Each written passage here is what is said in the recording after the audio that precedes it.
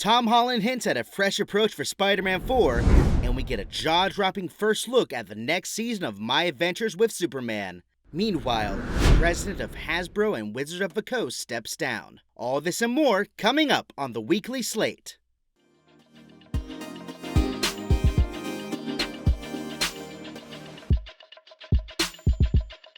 Embracer Group, the holding company that holds the rights to the Lord of the Rings and Tomb Raider gaming franchises, has announced that it intends to split into 3 entities as a way to deal with its debt. These entities will be Asmodee, Coffee Stain and Friends, and Middle-earth Enterprises and Friends. Asmodee will be the publisher of the holding company's tabletop games. Coffee Stain and Friends will control the indie and single-A/double-A gaming divisions, which include Coffee Stain, THQ Nordic, Ghost Ship, Tuxedo Labs, Tarsier, and Amplifier Game Invest.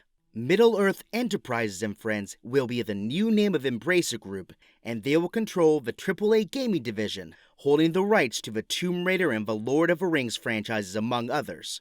The creation of these new entities is said to be an important step in unlocking shareholders, according to Embracer Group's chair of the board, Kiki Vallelund. Hopefully, this move will lead to financial stability for the company, but only time will tell. Tom Holland took a break from his tea time at a golf tournament in Scotland to discuss what the future has in store for his version of everyone's favorite webhead.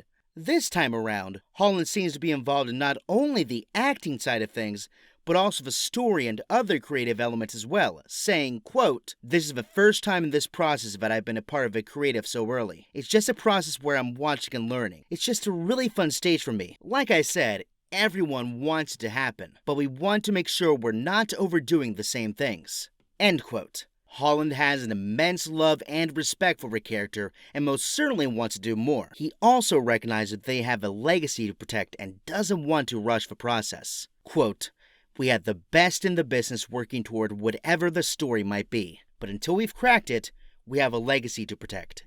End quote. This film is currently very much in pre-production. Wackadoo! The recent Bluey special, The Sign, brought in over 10 million views in its first week on Disney+.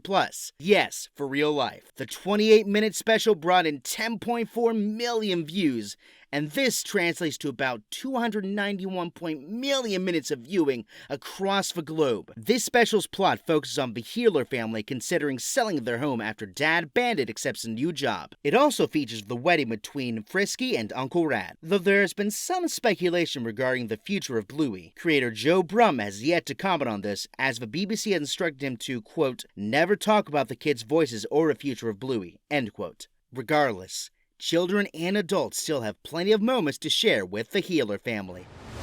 President of Hasbro and Wizards of the Coast Cynthia Williams stepped down from her role on April 26th.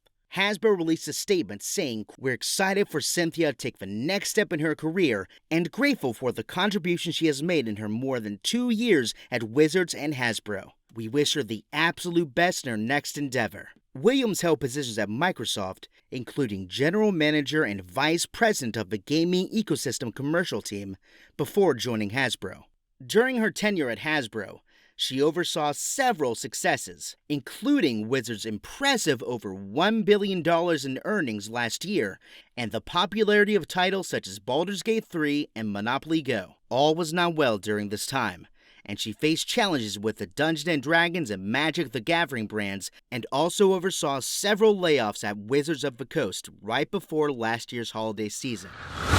Look! Up in the sky! It's a bird! It's a plane! It's not one, but 2 new looks at Season 2 of My Adventures with Superman. First, Adult Swim released a short clip that teases another like Clark/Superman. That's all we had to go off of for a while, until a full Season 2 trailer was released.